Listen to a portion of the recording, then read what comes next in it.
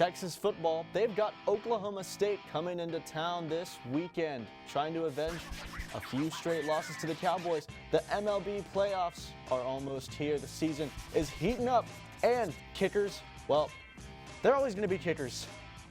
This is the 1-0 Sports Show. Texas finally 1-0, finally riding for the brand, although Tom Herman did say they were 1-0 10 times last season. Feinbaum, I'll give him like half a point. Dude, you like Feinbaum way too much. Yeah, all right. I'm like I'm the Feinbaum of this show. By the way, that looks Ohio State. Is that an omen? Give me that Longhorn hat. Oh man! Hook 'em, baby. All right, he's pulling the torso.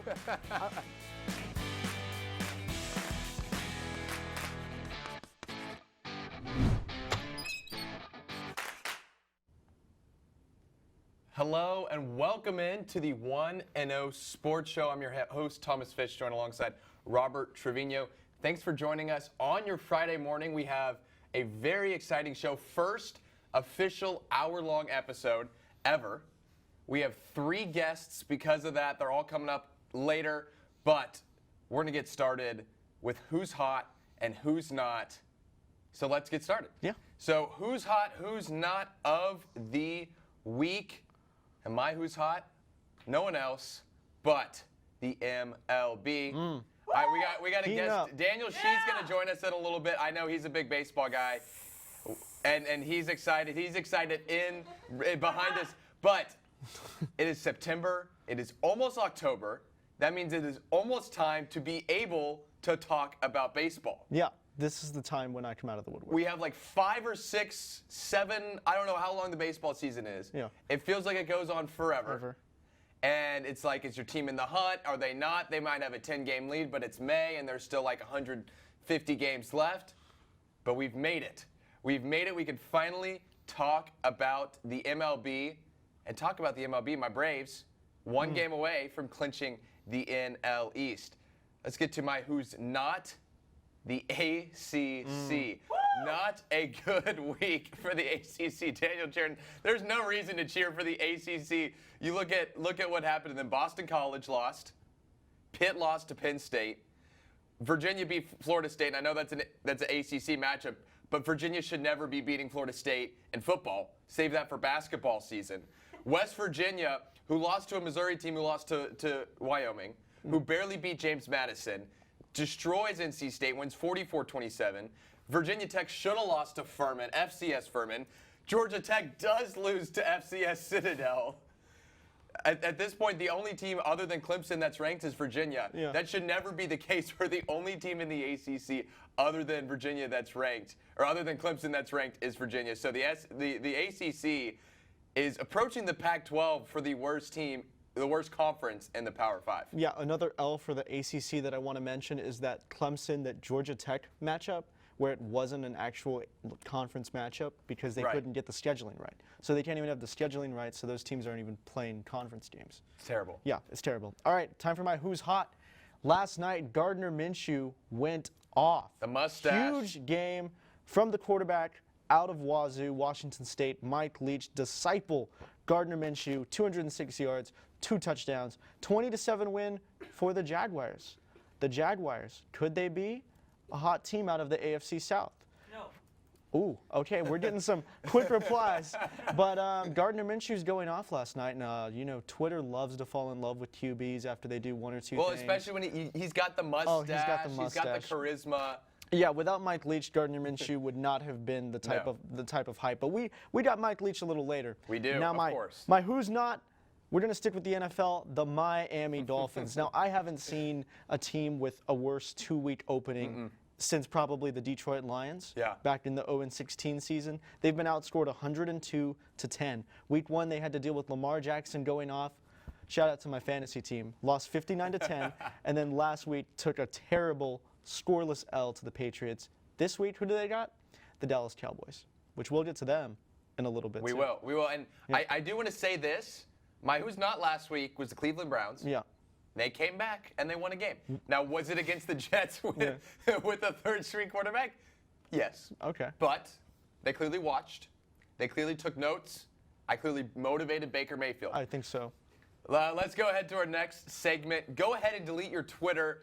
This one for the Michigan State kicker, and he should delete his Twitter just because I don't think he wants to see the responses. And here's what happened in the game against Arizona State last Saturday. He was 0 for 2, has this kick to tie the game up. He makes it. Unfortunately, Michigan State does not know how to do math. You can count that. Not 11, not 12, 13 men on the field. So he had this one to make it up. Doesn't even make the net. Oh, man. Missed it by 25 yards. Not the best. Not the best. So he should go ahead and delete his word. And here's what makes it worse. Here's what makes it worse. Yeah.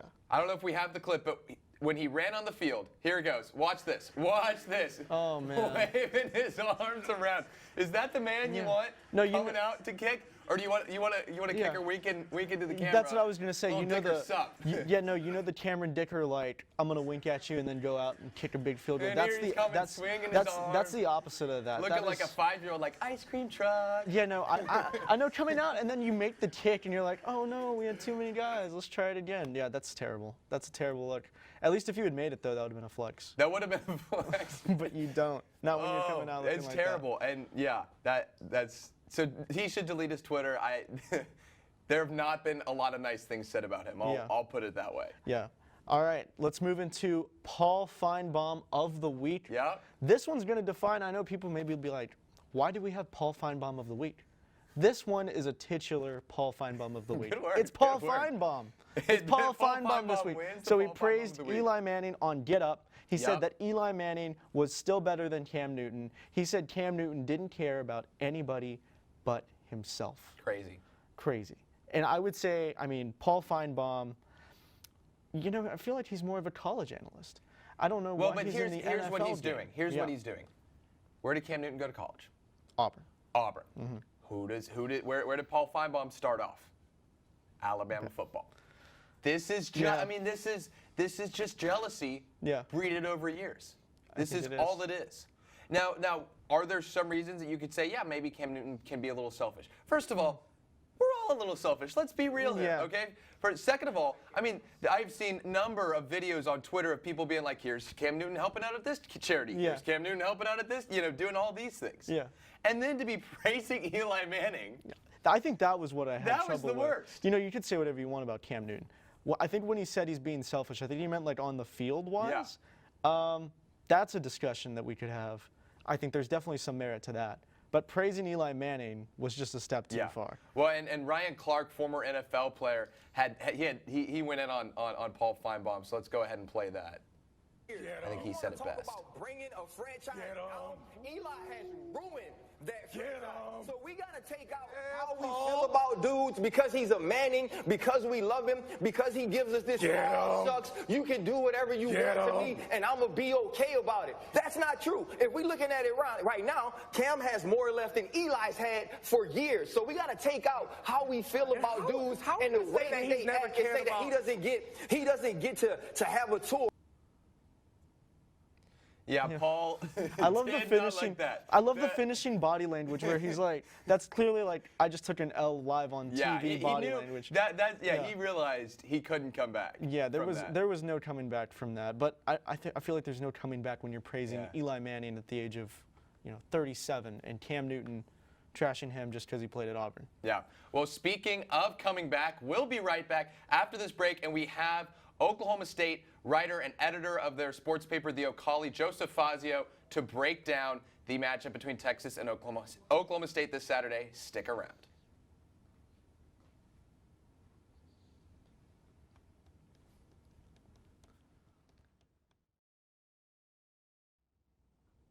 Welcome back into the 1-0 Sports Show. Again, I'm your host, Thomas Fitch, joined by my co-host, Robert Trevino. And now joining us all the way from Stillwater, Oklahoma, Joseph Fazio, sports editor of the O'Collie. Joseph, welcome on the show. Thanks for having me, guys. So to start things off, tell us a little bit about what the O'Collie is and what you do for it. Yeah, the O'Collie is the print side of Oklahoma State student media. We cover every major sport at Oklahoma State, including football, obviously.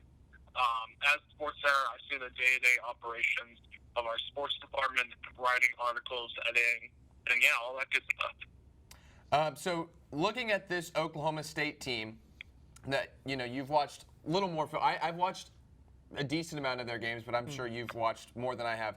Is this team as good as they look? Because I've been thoroughly impressed, and I'm frankly surprised that they aren't ranked 3-0 through 3 games.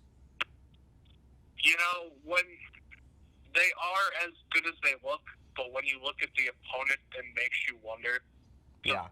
Oregon State, McNeese State, and Tulsa, they aren't the best of the best. They're not an LSU like Texas played. Oklahoma State does have some great weapons. They probably should have been ranked. They have, I think they're like second in AP votes for a team that isn't ranked. Depending on the outcome of this game, Oklahoma State should be ranked next week. What are some reasons why Texas should be scared of this Oklahoma State team coming into this matchup? I mean, the two biggest reasons are that Oklahoma State has the number one running back and number one wide receiver in the country right now. I mean, Chuba Hubbard is averaging over 200 rushing yards a game, and Talon Wallace has 6 touchdowns on the season. Texas is secondary. They did numbers against LSU, but going up against the number one running back and wide receiver should be pretty scary for them. Yeah, and you mentioned Chuba Hubbard, and you also mentioned that Oklahoma State hasn't really had a true test this season. So how well do you think this UT defensive line is going to handle Chuba Hubbard? Going up against Tulsa last week, it was probably the best defense that Chuba Hubbard has seen. But when we talk about Texas, their defensive line is probably twice as good as Tulsa. So it's all going to come down to how good Oklahoma State's offensive line can find the gaps for Chuba Hubbard. But if they can get the gaps, Chuba Hubbard will go to the yard. So both of these teams obviously really good offenses. Kind of, I would say, some question marks defensively for both teams. How much of a shootout do you predict this game will be? I mean, it's the usual Oklahoma State, Texas, minus that 13-10 game a couple of years ago. It's going to be a big shootout. It's just going to come down which team has a better defense. Yeah, and Spencer Sanders coming into this game, going on the road to Austin. Big game for both teams, but obviously DKR is going to be rocking. How rattled do you think Spencer Sanders is going to be, or is he going to handle the pressure? I mean, my one question to him have player availability this week is, where are the nerves going into your home state and going up against the most notorious team in the state? And he said, if you don't have nerves, there's something wrong with you. But he doesn't worry about those. He just wants to play. Yeah, let's flip to the defensive side of the ball for Oklahoma State real quick. What's their plan, would you say, to slow down the Texas receivers who have looked so good through 3 games? I mean, it's all going to come down to coverage. Defensive coordinator Jim Knowles, he has a knack for being able to make moves on the fly. He did during the Tulsa game at halftime. In the second quarter, Tulsa absolutely obliterated Oklahoma State's defense, but Coach Knowles made adjustments at halftime, and it really helped the defense, and then they ended up shutting out Tulsa in the second half. I think that's what's going to come down to, because Oklahoma State has one good receiver and a bunch of role players, but Texas has players that they can go to every time, not just Colin Johnson. That's the one thing that Oklahoma State's got to worry about. There's A.J. Green, Darius Williams. They're going to have a big game in coverage this weekend. Yeah, that's what they got to worry about. All right, in Oklahoma State, I feel like the media came in this season. They had Oklahoma State from anywhere as a dark horse all the way down to not really a true contender. What are your expectations for Oklahoma State heading into conference play? I mean, I believe there are a few games Oklahoma State should lose this year. When I look at last year, they lost games that they shouldn't have lost, and they won games they probably shouldn't have won. I think that it's going to be the reverse this year. I mean, you got obviously the Texas and the Oklahoma. That's going to be the hardest games in their schedule. Going to Kansas State as well.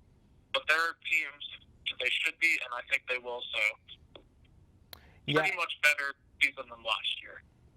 For sure. And who's a player from Oklahoma State that, us at Texas, we don't get to see as much of Oklahoma State football as you do? Who's a player that we're not very aware of, but that could go off this Saturday? I gotta go with linebacker Malcolm Rodriguez. Before the season, he was listed as a safety, but Oklahoma State's linebacker core is pretty thin right now, so Coach Gundy moved him down to linebacker, kind of like that strike position in a defensive back linebacker hybrid. But this guy just tackles anything he sees. He's a 3-time wrestling champion. He averages like 12 tackles a game. He's one of those guys that not many players know about on other teams, but everyone at Oklahoma State knows how good he is. And ultimately, which phase of the ball do you think is going to be the difference for Oklahoma State? Will it come down to the offense, defense, or special teams maybe? I mean, it's going to come down to the defense. They struggled many times this season. Oklahoma State's offense is they're going to put up points, obviously, but it's just going to come down to if the defense can stop Texas' offense and how much they can contain Stan Ellinger. Yeah, let's talk Tylan Wallace real quick. When you look at some of the former Oklahoma State wide receivers, your Justin Blackman, Des Bryant, where would you say he ranks among them? I think Oklahoma State has to be one of the, maybe put them in consideration for wide receiver U. He does lead the nation in receiving yards. He was first last year, missed out on the Mascot Trophy, but Jerry had a great season. I'd hover him around the 5th to 6th best wide receiver in Oklahoma State history. I mean, you're talking about Justin Blackman, James Washington, Des Bryant. Those guys had some great numbers. And I'd put Tylan Wallace up there, depending on how good of a season he has the rest of the year. Yeah, do you think there's a way that he could, what can he do to kind of move up towards that number 1 spot? I mean, it's a Blitnikoff Trophy, all in all. Des Bryant, James Washington, Justin Blackman, all had great seasons. Blackman and Washington each got a Blitnikoff Trophy. I think if he does that, he'll cement his legacy as a great wide receiver in Oklahoma State history. And ultimately, big question here, what's your prediction for this weekend as far as the game goes? When you look at the stats on both sides, it's heavily in Texas' favor. But when we look at recent history, it's been heavily in Oklahoma State's favor. They're going for their 5th straight win in DKR. If I had to put it, it's going to be a less than 7-point game. And I wouldn't be surprised if Oklahoma State wins, but I do think Texas may pull this one off. All right, well, Joseph, thanks so much for joining us. You're going to be driving down from Austin, so have a safe trip there, and we'll maybe see you around. Coming up next block, Daniel Shee is going to join us. We're going to have a lot of hot takes, a lot of debate. That's all coming up next. Stick around.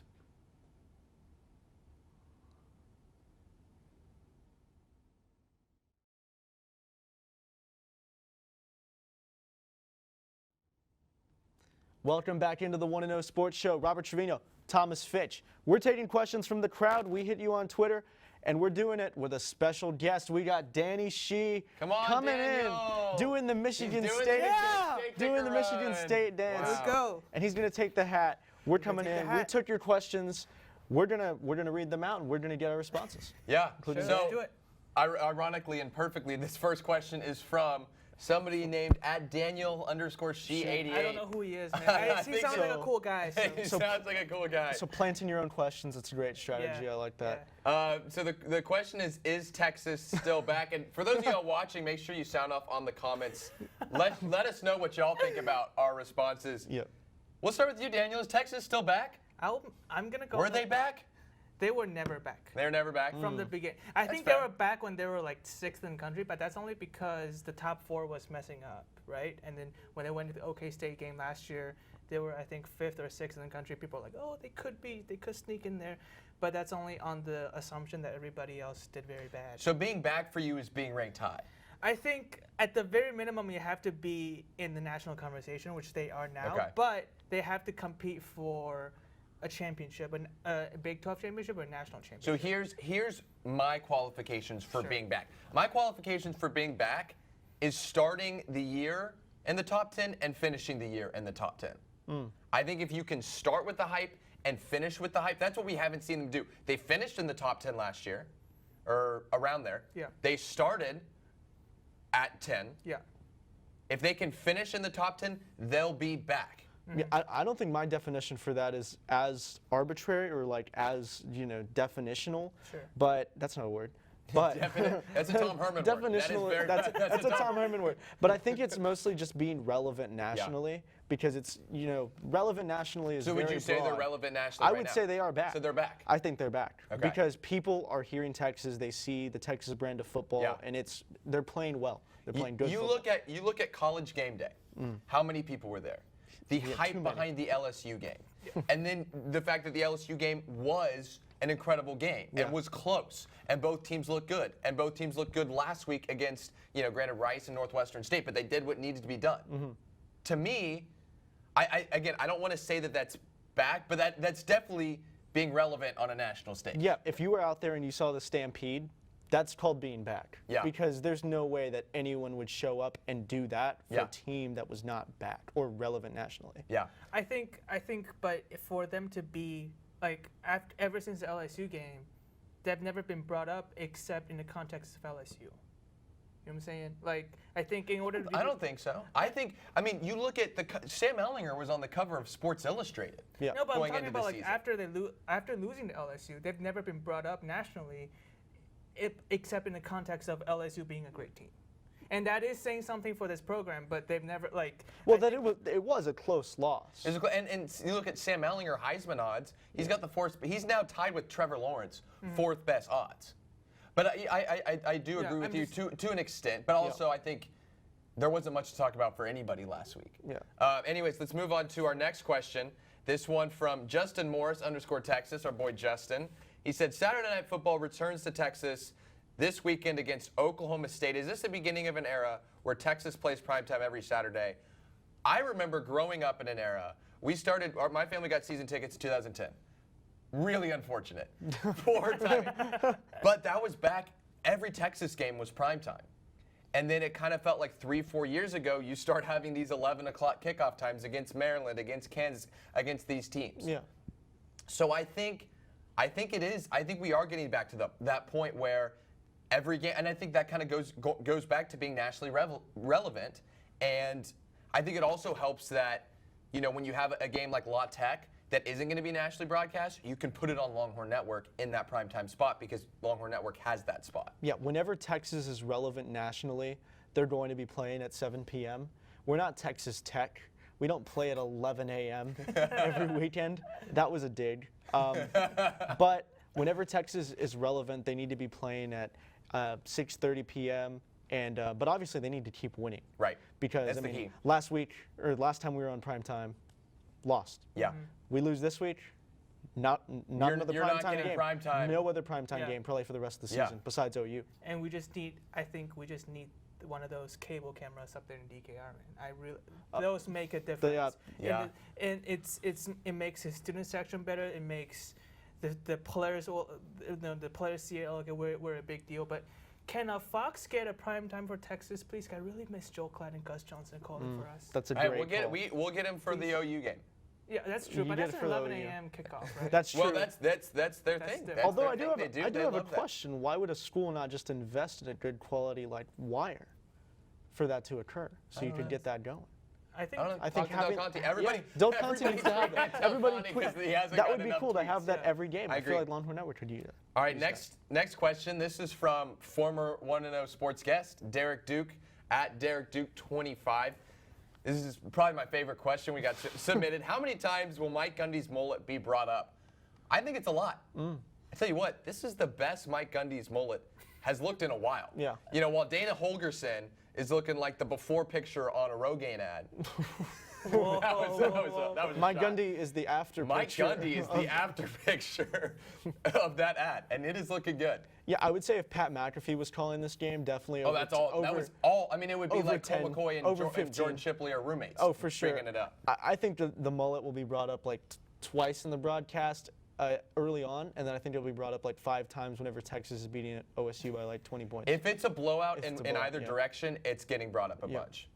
What's a mullet? What's a mullet? What's a mullet? Well, It's a party. Party in the front. It's business in the front, party in the back. in the back. I lived a good 20-year life without knowing what mullet is, and I'm still like previewing OSU game well, so I'm pretty sure it's not. Well, you can find out what a mullet is. You actually not know what a mullet is? I googled it yesterday. You googled it, and okay? then I was Okay, like, we're showing Daniel Shee pictures of a mullet. That's a mullet. That's not a pretty hairstyle. that's- That's what I'm saying. Whoa! That's This all I'm is saying. a pro. That is a mullet. man, Wait, and this is he is 40. He is 40. He's more. This is a pro mullet podcast. I guess I have to stop coming on this podcast. You might have if to it's a start promo. coming on. Why is this even a discussion? It should not be. I mean, I can't believe it. Yeah, again, I can't believe How it. much money? How much money for you to grow a mullet, Danny? Don't hate on my much money mullet are you How much culture. money? Yeah. depends on the market price. Oh, What's now the you do market price? evaluations. Let's go. All right. All right. Next question. This comes from our boy James Grant. Big Tex _32. Are the Cowboys Super Bowl contenders, guys? Danny, I'll let you take the floor on this one. Can they not be a Nate? I think. Can they let Stephen A. Smith suffer? I think that is the one thing that the Cowboys really. I mean, they have to extend Dak Prescott, right? Can we agree on that? Can we agree that they should extend Dak Prescott? For the money he's wanting. He's wanting way too much money for. He's had 2 good games. Maybe after the season, but here's my thing. Are they Super Bowl contenders? Yes. That means they will not be winning the Super Bowl because every time the Cowboys are hyped, I mean, this is like a first or second week exit for them. I mean, this is Cowboys football we're talking about. Yeah. I think Dak is good. I don't think Dak is great. I don't think he's good enough to lead them to a Super Bowl. And because of that, there's no reason to pay him all the money that he's. I mean, what he's wanting, $40 million? Thomas. Oh no. Thomas. Dak, the board, Daniel Shee. You're not coming back. Definitely confirmed. Thomas. Dak Prescott is good enough to lead these Cowboys to the Super Bowl. No way. I am saying that. I am saying that as a person who has been against the Cowboys my entire life. I have rooted against them. I have said Tony Romo will never win. He never won. I feel bad. Dak Prescott. This team looks different. You know who they beat? The Cowboys are they Super Bowl contenders. They played the Redskins last week. These guys. It is easy to look different against the Redskins. They look good. Their defense is scary. They've beat the Giants and the Reds. Look, they beat. Do I need to say it over again? They beat the Giants and the Redskins. Dak Prescott is an elite level quarterback. With all the talent around Dak Prescott and that defense, there will be you don't need a Tom Brady to lead this talented group to the Super Bowl. If you're a nobody and like you have mediocre receiving core, you have mediocre defense, then you need a great quarterback. But Dallas is not like that. They already knew from the Tony Romo years that one quarterback cannot lead you to the Super Bowl. So they built a team around a good quarterback, and Dak Prescott is showing you that he's good enough to lead this talented crew to the Super Bowl. I agree that it is a solid team around a good quarterback. I just don't think it's enough. I don't think it's enough. I don't think Dak's enough. I don't think he's worth that money. If we're saying he's just a good quarterback, why don't you spend less money on another good quarterback who can do the exact same thing? Because quarterbacks don't come around. I'll agree with you, and I'll say Dak Prescott may not be enough to win the Super Bowl, but he's definitely enough for the Cowboys to get to the NFC Championship. I think we'll find out then that he's probably not at that Super Bowl caliber level. Yeah. But this team is good enough to make the NFC Championship and give him a chance to make that run. That's fair. And that was our first take debate. Last question here. Last question. I'm doing this for you, Daniel. We have to talk a little baseball.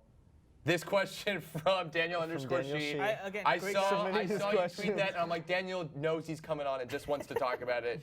So we'll start with you, Daniel. Who's your Dark Horse World Series team? I'm gonna go. I mean, Dark Horse, right? You can't choose the Dodgers. You can't choose the Astros. You can't choose the Yankees. Dude, the Natties, man. Dude, get out of here. Look. What happened in 2017 for the Yankees, right? They had a young players that are playing very well, but that's with a mix of veteran players that haven't won anything, and that's what the Nationals have, and that will lead those young kids, tell them what it's about, what the playoffs is about, and they don't have that. oh, we've won it already, or we've won it twice. No, they haven't. Ryan Zimmerman hasn't won anything. Trey Turner hasn't won anything. None of the players on the Nationals has won anything. But Max Scherzer hasn't won anything. And so with those veterans to lead the squad, and those, Juan Soto is one of the best one of the best young players out there. And he's not even talked about in the same breath as Robert Acuna Jr. or Gleyber Torres. And he's just under the radar for a lot of fans out there. And look, they're only the wild card this year. They haven't been good against the Braves, but they're not playing the Braves in the playoffs unless the Braves somehow makes it to the NLCS. So somehow. I know. Do you think they're beating the Cardinals? No, the Braves are not beating the Cardinals in round one. Here's the deal. The Braves are my dark horse team, and they're really like, I don't know, my medium horse team, I guess we would call that. I don't think they're pure dark. Yeah. The way that they're playing right now is so energetic, so much fun. When a team is having fun, that they can win. And if they can keep that energy going into the postseason, Dansby's back. Markakis is back. Acuna Jr., 40 home runs, 30 stolen bases, 11th player ever to do that. There's some baseball stats for you. It's the only baseball stats I might ever know. I'll give you one stat, though. Would you choose Max Scherzer or whoever? I don't even know who's starting pitch. Dallas Keuchel? Yeah, Dallas Keuchel or Max Scherzer. Who are you going to pick? Who are you picking? Ronald Acuna Jr. No, I agree. Braves have some questions at pitching, but the bats are incredible. Thing I heard that you said, Nationals, you said they never won anything. You said this other person, they never won anything. They never won it. They never won anything, Daniel. They have never won anything. And they're a Washington team. As a Washington fan. Yeah. As a Washington fan. You're a big Braves Washington fan. fan. I'm a Redskins fan. Okay. R words. Big Washington. They don't win in the playoffs, and we're not talking hockey because that's different. That's like Canada and stuff. Yeah. I know the Caps won. Washington teams don't win in the playoffs, or at least they don't win at all. I'll take the Braves as my dark horse. We got Braves. Daniel's disappointed. That's all we got, Daniel. Thanks for joining us, though. Good debate. When we come back, we're talking best thing we've seen on Twitter this week, and that's got to be Mike Leach. So we're talking that. Fantasy football starts, sits, and then after that, predictions with a special guest. Stick around. Can't believe you went. Welcome back to the 1-0 Sports Show. Robert, Thomas, it's time for the best thing I've seen on Twitter this week, and this week, it's the Pirate himself, Mike Leach. Let's check out what he had to say on mascots. Well, first of all, what kind of mythical powers does a Sun Devil have? We got to consider that. I'm going to say the Wildcat's out. The Trojan, does he have a horse or is he on foot? Does he have a bow and arrow or just his sword? The Bruin, definitely formidable. Another bear up there at Cal. The tree, I imagine that tree's going to get chopped down, unless we're going to go with a bird and somebody might get pecked or something. I don't know. And then the duck might lose interest and just fly away and get out of there, which may be good advice under the circumstances. The husky, no chance. The beaver, we'll see how long that beaver can hold his breath. The ute, again, we're back to, is he on horseback? Does he have a bow and arrow? Did he trade for a rifle? I mean, because if that ute's got a rifle, there's some definite problems. You'd have to get one of those Harry Potter activists to read up on how you kill a Sun Devil, because there's a lot of outside stuff there. Just as far as a beast alone, a buffalo's going to be pretty hard to tangle with. I mean, a buffalo's utterly outstanding.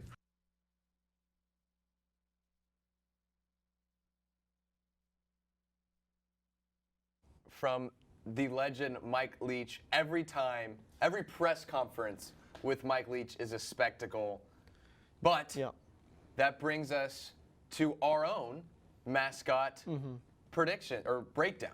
Yep. So let's look at, instead of Pac-12, because Mike Leach broke it down better than anyone ever could. So we're going to look at the Big 12. Let's get our mascot picks. Yeah, so for me, I'm actually going to have to go with Mike Leach's old school Texas Tech, Raider Red. Raider He's Red. got the guns. He does have the guns. He has the guns. What I would say is that he has 2 guns, and they're both pistols. So I know West Virginia has a gun. They do, but it's a rifle. Yeah. You're going to have to load it every time. You're going to have to reload it every Yeah. time. I think Raider Red, they have the combination of just the quick reloadability.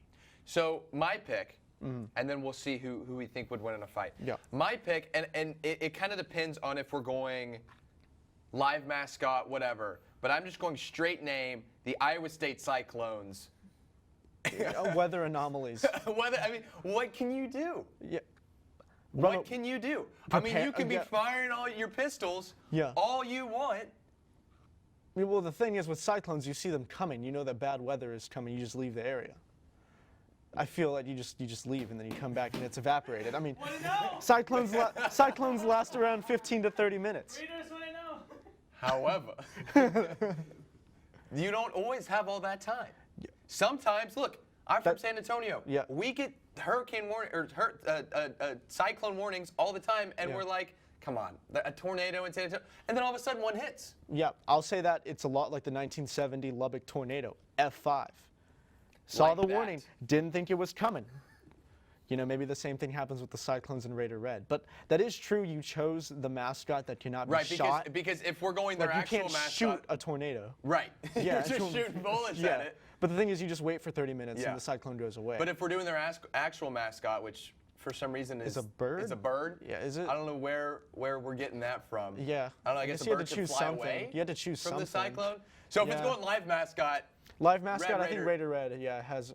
Now I do think Yeah. the advantage if we're looking like the Mountaineers, you brought them up. Okay. They got the gun. And they also know how to survive. If we're going kind of like That's guerrilla true. warfare up in the mountains, That's true. Plus, we're in West. If we're in West Virginia, Yeah. I mean, we know how hard it is to play Morgantown. They're up there. They're in the hills. Yeah. Plus, I would say he would have Blue Ridge really good Mountains, accuracy. Shenandoah River. He would have really good accuracy too. He would. So I think he gets you with one shot from far away. One you shot don't- kill, don't- that's all you You don't need. really see him coming. Yeah. So other Big 12 mascots. Well, the you can the already horned frogs. just eliminate the horned frogs. Yeah, because that's. I mean, just what are they going to do? Step. Sooner. Step. The sooner, like, The so Sooner. sooner we get. So they have- second worst mascot Yeah. in the Big 12. I mean, the At least the Schooner- horned frog's kind of cool. It's got horns. Yeah, you have the schooner. I mean, sometimes it falls over by It itself. falls over. So you don't even really need to do Nobody really anything for that knows one. what it is. Yeah. Bevo's definitely one of those things. Are we that- taking Bevo or are we taking Hookem? Because I feel like. Okay, so yeah, that's true. Yeah. But then again, the Sooner, it's live versus real. If we're talking Bevo, he's going up against just about everybody. If we're talking the actual mascot, Hook'em's got some great dance moves, but again, he's coming up against Pistol Pete. That's true. Pistol Pete or Raider Red? Because they both Right. have guns. They both have guns. I'd probably take so Pistol both get Pete. the advantage there. Yeah. Jayhawks I are might out. take Pistol Pete, Yeah. honestly. I might Jayhawks switch are my out. A pick. Wildcat. Wildcat. Wildcat's one of Ooh. those mascots that everybody likes to talk about. What is it? Oh, if they executed the mascot good, I would pick Kansas it's- State. But if you've it's seen the- the guy and the mascot, it's the no. head. And just the normal and dude. then the football, then a football and football uniform. Yeah, no, I've seen it up close and personal. Yeah. It is disturbing. Only one I think we didn't hit on, Baylor Bears. Bears, again, as think Bears have that as weakness. Mike Leach said, Yeah. Bruin, formidable foe. Yeah, that's true. So I think Bears pretty good. Yeah, but I think no challenge for the West Virginia guy for No. sure. Yeah. For a Bear, maybe with Pistol Pete and Raider Red. And just the 'cause you other might not be used advantage, to it. last thing I'll say, let us know what y'all think Yeah. in the comment section on Twitter or YouTube or wherever you're watching this. The Mountaineer is in the mountains. You know what That's happens true. when a tornado, a cyclone hits the mountains? Do cyclones hit It mountains? dissipates. Ooh. Weather. Oof. Give me the Mountaineer. Okay. All right. So you changed your pick I guess I'm entirely. changing my pick. All right, let's get to our fantasy football start and sit. I'll start with my start. And I got anybody and everybody on the Dallas Cowboys. Because as you mentioned earlier, they're playing the Miami Dolphins. Oh, oof! This is going to be a rough matchup for the. So I Dolphins. know I might have said Dak's not a Super Bowl winning quarterback, but he can certainly beat the Dolphins. So if you got Dak, if you got Amari, if you got Zeke, if you got their defense, if you got whoever their tight. I mean, I don't care who you have. If you have their punter, start them. They're gonna get points. The Patriots defense had 35 points. 35 points against. That's more than than I think anybody had last week else. 35 points for a defense. Go with anybody on the Cowboys. I'm going to go David Montgomery from the Bears. Former Cyclone. Yeah, former Cyclone. I just like him. I think the Bears have a great offense, a great chance, and then obviously, you have Trubisky, so you're going to kind of run the ball a little bit more. Plus my stardom, I'm trying to get someone in my league to start David Montgomery. So, all right, let's move into sit-ems. Sit-ems. I'm going to go Kyler Murray. I think Kyler needs to be sat this week with the Cardinals. I know I'm a big Cardinals guy coming into the season. I heavily invested in David Johnson, which is funny. I say start David Johnson, sit Kyler Murray this week. I think they're going to go a lot with the run game this weekend. I got sitting someone on the run game from my Washington team, Adrian Peterson. He had 10 attempts, 25 yards last week. There's 2 reasons not to start him. 1, this is just an ineffective offense. But 2, this team is playing, and this maybe goes for the rest of the season. They're playing from behind, and, well, okay, we got 3 here. 2, they're playing from behind a lot, and so that means that they're going to be throwing the ball a lot more. 3, they're playing the Bears, who have an incredible run defense. All the signs point to not starting Adrian Peterson.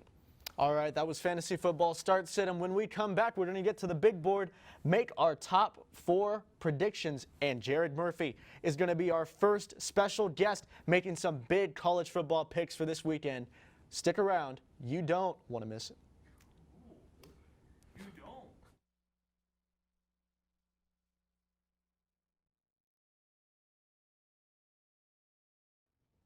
For the final time this morning, welcome back into the 1-0 Sports Show. I'm Thomas Fitch, Robert Trevino. This is the time everybody's been waiting for. Our predictions, which are always accurate and 100% correct, and we never go back and talk about what happened the week prior. We're going to start off with the college football playoff predictions. So let's get started. I'm going to jump up here. Not much change on mine. Alabama, 4 weeks in a row, number 1. Got no reason to change them. We still disagree on this. They're falling. That's exactly they're what's falling. happening. We had that happen with Ohio State. Now they're good. All right, number 2, we're going Clemson. Again, I still agree that they might be a little overrated, but they looked good at Syracuse. Their defense is incredible. Trevor Lawrence had a pretty good game. If he can kind of find his rhythm, they're going to be unstoppable. And like we mentioned earlier, the ACC, kind of a joke. Number 3, this is my only little switch up of the week. Ohio State coming in at number 3. The reason for that, just because I think they have an easier route. LSU, who do they have to play? They got to play number 1 Alabama. So hard to get through that, make it out of the SEC West. I still think that they are the 4th best team in the country, but I think they have a much harder road to the playoff than Ohio State. Yeah, I still like that you're drinking the LSU Kool-Aid. Hey. I'm still drinking the Clemson Kool-Aid to speak of some other Tigers going on here. I still think Clemson is the best team in America. Obviously, also just because they play in such a terrible conference. Alabama, number 2, I'm still buying Bama. I'm actually starting to stand on the LSU train with Joe Burrow. He's looking fantastic. He is looking good. But until I see otherwise, Bama's still number 1, or number 2 actually. OU, I'm going to move back up to number 3. I had OU number 3 a couple weeks ago. I switched with Ohio State. So the only change, those 2 are going back to the way they were on week 2. You know, as much as I hate on the fact that you have OU in there, your top 4 have not changed. They have not changed. It's consistent. That's pretty impressive. I think I've had like six different teams. Michigan's well out. Oh, Texas is a little out, but yeah, I think to begin we had Michigan instead of Ohio State. Yeah. Now you have Ohio State ranked higher than I did. All right, so now we're going to welcome on Jay. Come on the show. Entering in as the first. We got the Michigan kicker on. That's as the first ever guest. Jared Murphy, first guest picker of the 1-0 Sports Show. Oh, it's big. How does it feel? I'm a little anxious. I was really hoping. I was joking. I was saying we should have like the little wheels up. You know, wheels up. Bringing us our celebrity guest picker. For real. But I think a car brought our celebrity guest picker. Let's look at our prediction records, Robert and mine. Not a great week for you, Robert. You went 2-8. Not great for me either, 5-5. Oh, man. But if you're looking for any advice. What I would say is just go against my spread picks. Go against Robert's spread picks, and you're gold. Yeah, I'm 1-4, so just go against them. But this week, don't go against them. Go with them because they're going to be accurate. All right, so let's burn through these spread predictions. Number 4, LSU, 24-point favorite against Vanderbilt. I got LSU. Vanderbilt, look, I love my Commodores. Meant to have a Vanderbilt hat on the show, but there's nothing good about their football team this year. Yep. Jared? I'm going to go with LSU.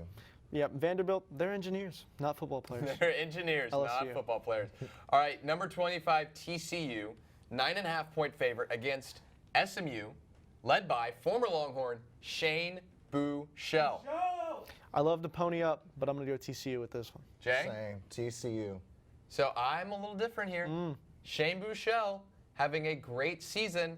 I'm not saying SMU is going to win, but I'm saying they're going to cover. Okay, that's a bold prediction. Number 22, Washington, on the road at BYU. Who you got? I'm going with Washington. Aaron Full all the way. You know, BYU has played some good teams this year. Almost beat Utah, beats Tennessee. I'm going BYU plus 6.5. I'm going to go Washington. I think that's a pretty good pick. Pretty good pick. All right. The Mike Leaches, fighting Mike Leaches, fresh off a win against the other Cougars. Houston, 18.5-point favorites against the UCLA Bruins, maybe the worst Power 5 team right now. Yeah, with some respect to maybe Boston College. I'm going to go Wazoo with this one. Wazoo. Wazoo, let's make it 3 Wazoo picks. All right, big game here in This is Austin. Number 12, Texas, Yep. 6-point favorites versus Oklahoma State. Thomas? You know, I actually didn't have an answer written down here because I wasn't sure. I think if this spread is any more than 6, I'm saying take Oklahoma State because I do think it's going to be a close game. But I think it'll be a shootout kind of style game, a lot of touchdowns. And because the spread's less than a touchdown, I say take Texas. And I think they win by a touchdown. No more. I'm going to go with Texas only if our defense don't crack up. That's the key. If they can shut down Tyler Wallace. Robert? Yeah, I don't think the Oklahoma State offense is going to get started. I think Texas wins this by about 20-27. All right, let's move into. That was bold. And that is my lock of the week. That is Robert's lock of the week. Let's. All right. All right, that's all Jay has to say. All right, let's go into the outright game day predictions. First one. I don't know if we can quite call this the dumpster fire bowl, but we'll call this the dumpster fire bowl of the Big 12, although both these teams trending up after wins last week. West Virginia at home against Kansas. Robert, who you got? Yeah, only way you could say Kansas is maybe they have the momentum after the Boston College win. They're really Kansas. I'm going to go West Virginia. I think they're a better team. I'm going with West Virginia. Kansas, gonna Kansas. West Virginia both teams looked good against ACC opponents. At the end of the day, I think NC State a little bit better than Boston College. I got West Virginia as well. True. All right. The number 10 Utah Utes. The Utes. Go to LA. Play USC. Who do you got? I'm going with USC for the upset vote. Ooh, wow. Okay. Wow, that's a bold pick. That's a bold pick. Playing with it, they got the freshman quarterback who's looked pretty good. Now, I'm going to take some advice from Mike Leach. He liked the Ute. Question is, do they have a gun? And my question is, do they have an offense? 2 minutes. If the offense shows up, they win this game. I got Utah. Yep, same here. Got Utah. All right, we're getting to finally some really big matchups. This is probably the best week of matchups that we've had. So number 11 Michigan at number 13 Wisconsin. I like Incredible matchup. Yeah. Who you got, Robert? Big matchup. I like Shea Patterson. I think Michigan's going to get it done. Keep it Jay? rolling. I'm going with Wisconsin. You know, Michigan used to sit in that 4 spot. They used to. Yep. And then I said, I'm never picking Michigan again. For some reason, I'm picking Michigan again. Back to his old habits. Back to my old habit. We go back to the SEC. Number 8 Auburn. In College Station at A&M. Who do you got? I'm going Auburn. Aggies, no way. Yeah, I can't pick A&M on this show either. Roll. Just kidding. War Eagle. Yeah, I'm going to go A&M. Boo! Everybody boo Robert. What a traitor. What a traitor. All right, this is the College Game Day game. Number 3 Georgia hosting the number 7 Notre Dame Fighting Irish in Athens, Georgia. Robert? I like the Bulldogs, baby. Georgia. Got Georgia. Again, no headgear. We're gonna have to get headgear. But I got my dogs rolling. There's no reason to bet on Notre Dame until they can prove otherwise in a big game. True. Got Georgia at home. All right, that's all we got for you this week. Big thanks to Jay coming on the show, making good predictions. We'll see what happens. Make sure you tune in to some of our sister shows, College Press Box Mondays at 9:30 and College Crossfire hosted by Turner Barnes Wednesday nights at 9 for everybody in Master Control and in studio. I'm Thomas Fitch, Robert Trevino. Jay, have a good one.